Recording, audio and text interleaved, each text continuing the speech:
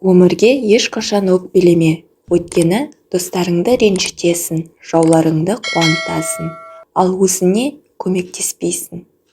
Өлімнен емес, босқа өткен өмірден қорқу керек. Өмірдің заңы бойынша бір есік жабылғаннан кейін екінші есік ашылады. Бірақ көп адамдар ашылған есікке назар аудармай, жабық есікке қарап тұрады.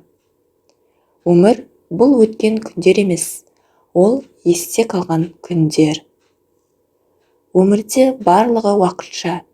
Егер бәрі жақсы болса, рақаттан, өйткені ол мәңгілікке созылмайды. Егер бәрі жаман болса, алаңдама, бұл да мәңгілікке созылмайды. Өмір тау сияқты. Баяу көтерілесің, жылдам түсесің.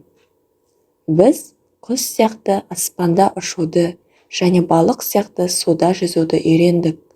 Енді адам сияқты жердің бетінде өмір сүруді үйрену қалды.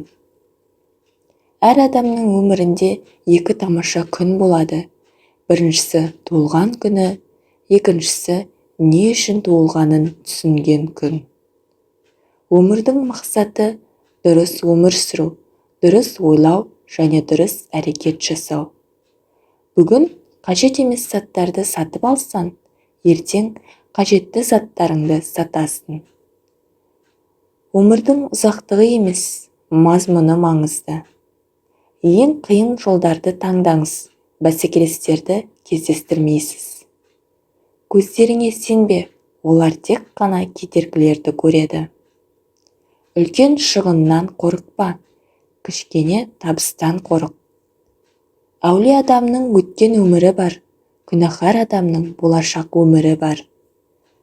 Табысқа емес, өміріңнің мәнін табуға ұмтыл. Есінде болсын, кез келген күн соңғы болуы мүмкін.